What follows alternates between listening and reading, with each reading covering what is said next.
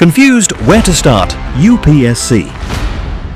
One decision can change everything. I'd like to thank Vajiram and Ravi. Vajiram current affairs test series. Vajiram का भी काफी help. Vajiram is the best. But Vajiram, it is something holistic.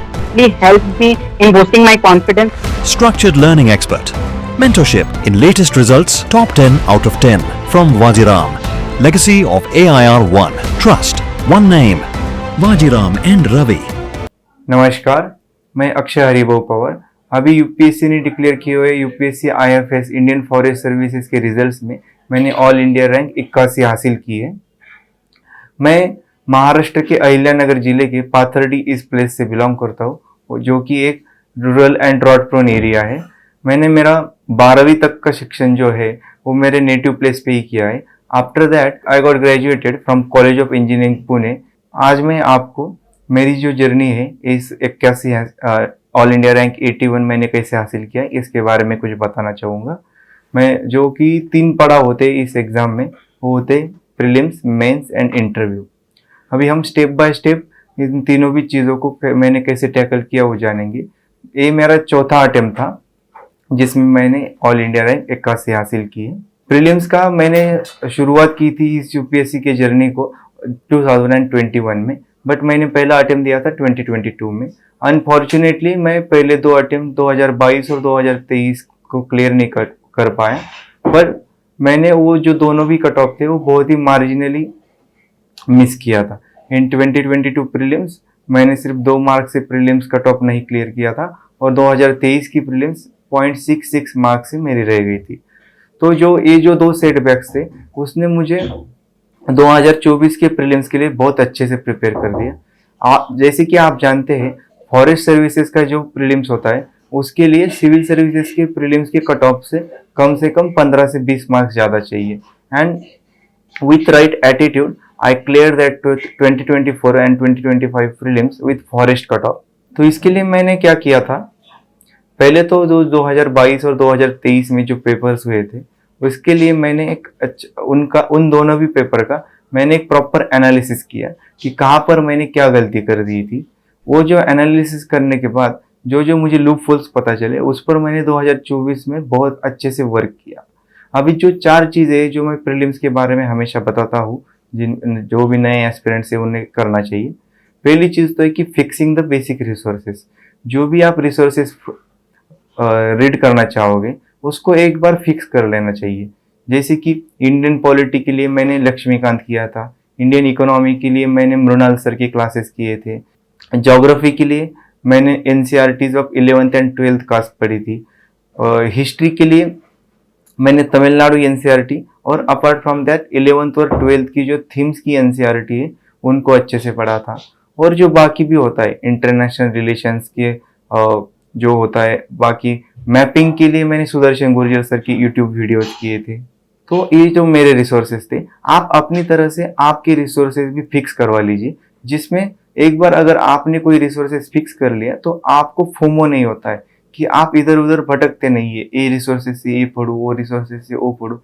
कोई भी question होगा, अगर वो आप कौन सा भी रिसोर्सेज पढ़ लो, बेसिक रिसोर्स, ऑलमोस्ट 95% कौन से भी रिसोर्सेज में बहुत ज़्यादा डिफरेंस नहीं होता है। And basic questions come from the basic content of all the resources.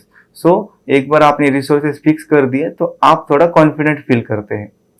उसके बाद सेकंड स्टेप आता है कि एनालाइजिंग पीओआईक्यूज।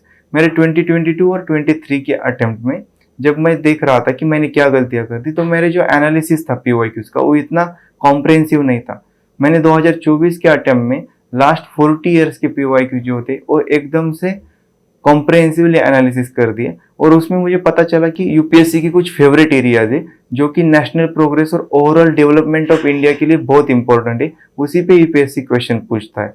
पर ये आपको कब पता चलेगा, जब आप स्वयं इस प्रीवियस ईयर क्वेश्चंस को एनालिसिस करेंगे। मतलब जब I was earlier outsourcing the research and analysis of PYQ questions to someone else, तो मुझे लगता है जब तक आप कोई एनालिसिस खुद से नहीं करोगे तब तक आपको यूपीएससी के क्वेश्चंस की गहराई और उसकी ब्रेड्थ नहीं समझ में आएगी। तो उसको प्लीज खुद से कर लीजिएगा। इसके बाद आता है जो आपने एक आता है जो थर्ड स्टेप आता है, उसमें रहता है कि practice through the mock test. तो मैंने ये जाना था कि अगर मुझे जो मैंने बेसिक कंटेंट पढ़ा है तो उसको मैं कैसे टेस्ट करूँ। तो इसके लिए मैंने जब मेरे दोस्तों से पूछा जो अभी सर्विसेज में थे उस टाइम, तो उन्होंने मुझे बताया कि आपने एक अच्छी सी जो फुल लेंथ टेस्ट सीरीज है प्रीलिम्स के लिए, जैसे कि मैंने विजन आईएएस का एक प्रीलिम्स का टेस्ट सीरीज मार्केट से उठाया था और वही मैंने 35 टेस्ट होते हैं उसमें जो ईयर लॉन्ग चलता है। तो प्रीलिम्स से पहले जब मैं जनवरी में शुरू किया था तो उस 35 टेस्ट को मैंने सेक्शनल टेस्ट, ऐसे सेक्शनल और फुल लेंथ टेस्ट जिसमें वो मैं अच्छे से देता था, और उसमें जो भी कंटेंट था उसको मैं एक अपना कंटेंट टेस्ट करने के लिए उसे मैं यूज करता था, जिसकी मुझे बहुत ज़्यादा हेल्प हुई। और इसके बाद एक्चुअली इन जो टेस्ट सीरीज होती है इनका काम क्या होता है कि आपका जो बेसिक कंटेंट है, बाकी के अगर आपने कोई सोर्स रेफर नहीं किया तो उन सोर्सेज का भी, ये जो रेफर आप ना किए हो उनका भी कंटेंट आपको उस टेस्ट से मिल जाता है। और अलॉन्ग विद दैट वो एक मंथली करंट अफेयर्स भी उस टेस्ट में कवर कर लेते हैं, जिसको आपको बाद में बहुत ज़्यादा पढ़ने की ज़रूरत नहीं है। तो ये हो गया मॉक टेस्ट के थ्रू आपका प्रैक्टिस। और चौथी जो इम्पोर्टेंट चीज़ है कि बेसिक मिनिमम करंट अफेयर्स। अभी करंट अफेयर्स के लिए मार्केट में इतने ज़्यादा सोर्सेस हो गए, इतनी ज़्यादा कंपाइलेशंस हो गई है कि हम सब को पता नहीं चलता कि एक्चुअली क्या फॉलो किए जाए। तो मेरा एक सिंपल सा फंडा था, I use to watch the Unacademy's Conquer prelims जो वीडियोस होते, 6-7 वीडियोस आते, 8-9 वीडियोस आते, 2-2 एक-एक 2-2 हर सब्जेक्ट्स की, उनको मैं देखता था जब प्रीलिम से पहले। अलॉन्ग विद दिस मैंने सुदर्शन लोधा सर का 12 आवर्स मैराथन करंट अफेयर्स ये भी वीडियो देखता था। बेसिकली करंट अफेयर जो है उसको तुमने प्रीलिम्स के लिए बहुत ही ज़्यादा, मतलब सिर्फ फैक्चुअल चीज़ें या only those things you need to be remember, जिनको आप एग्जैक्टली रिमेंबर करना चाहते हो। तो अगर आप ऑडियो विजुअल मीडियम से अगर उससे यूट्यूब पे वीडियो देखकर करोगे तो वो बेसिकली आपके मेमोरी में थोड़ा अच्छे से चला जाएगा। तो ये रही थी मेरी प्रीलिम स्ट्रेटेजी।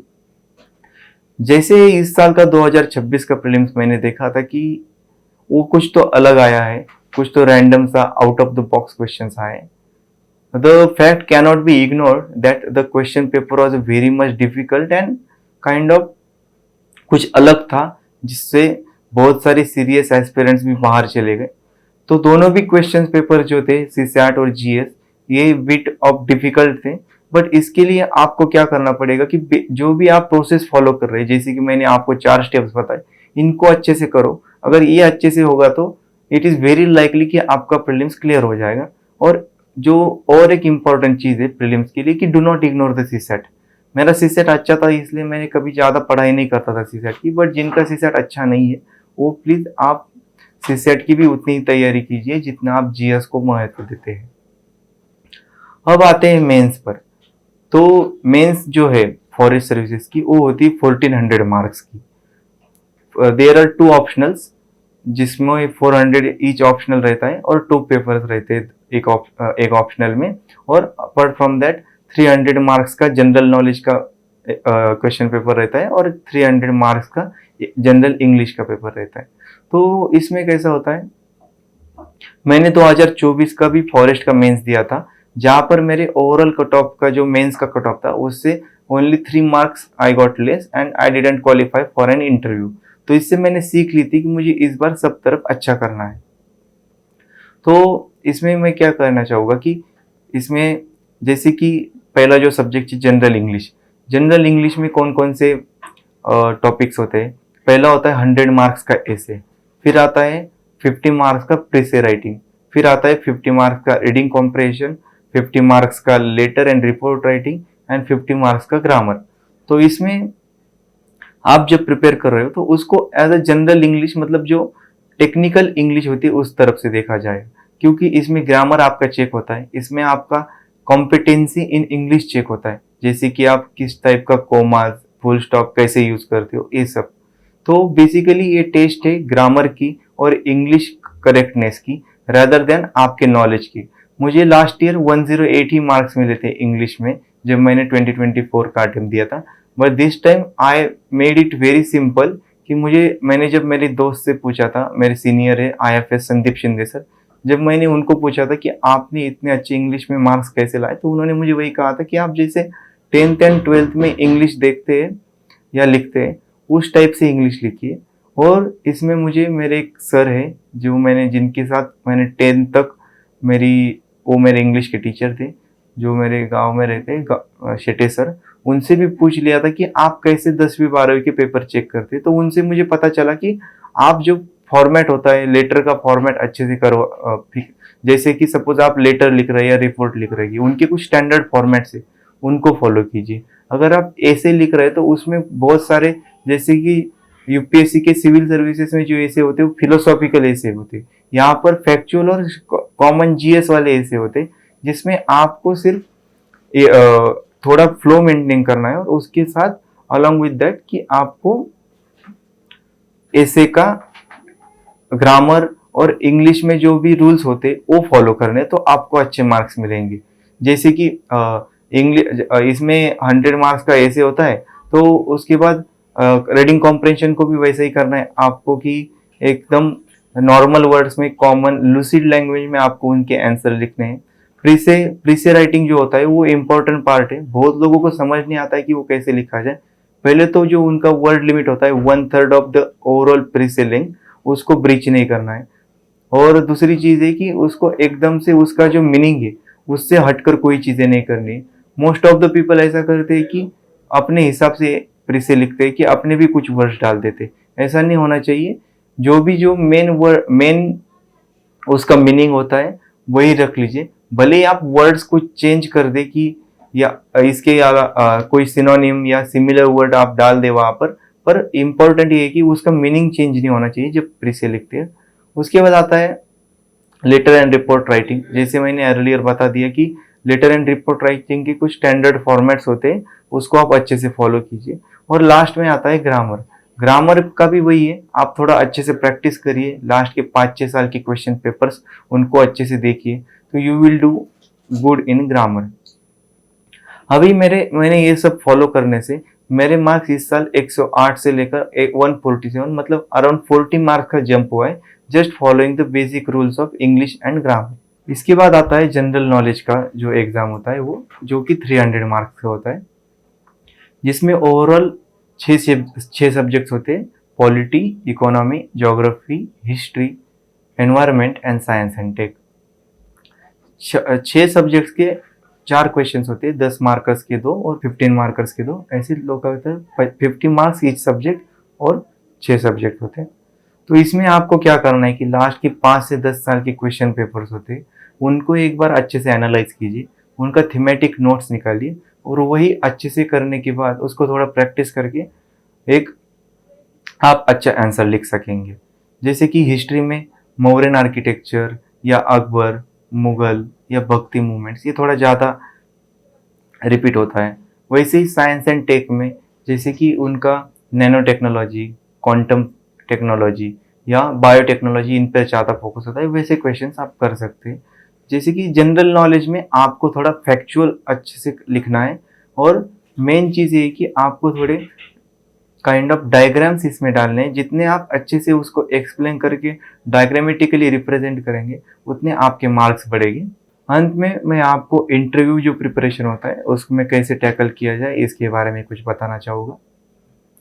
इससे पहले भी मैं एक बार यूपीएससी के बोर्ड द्वारा सीएपीएफ के इंटरव्यू को बैठा था, उसमें भी मुझे एक आउट ऑफ 150 102 मार्क्स मिले थे, तो थोड़ा कॉन्फिडेंस था कि yes I am getting good marks. But क्या होता है कि जो यूपीएससी के फॉरेस्ट सर्विसेज का इंटरव्यू होता है ये थोड़ा और टेक्निकल होता है। इसमें आपको फॉरेस्ट रिलेटेड टर्मिनोलॉजीज या फॉरेस्ट रिलेटेड नॉलेज ज़्यादा होना चाहिए, जिसमें इंडियन लैंडस्केप के फॉरेस्ट, अभी एनवायरनमेंट के रिलेटेड क्या इशू चल रहा है, जैसे इस साल अरावली का इशू चल रहा था या ग्रेट इंडियन बस्टर्ड का इशू चल रहा था। मतलब ओवरऑल आपको थोड़ा नॉलेजेबल पर्सन होना चाहिए जो आप वहाँ पर रिफ्लेक्ट कर सकते हैं कि आपकी पर्सनैलिटी से आप एक आईएफएस ऑफिसर होने का तजुर्बा रखते हैं या उनको आप कॉम्पिटेंट दिखाई देते हैं।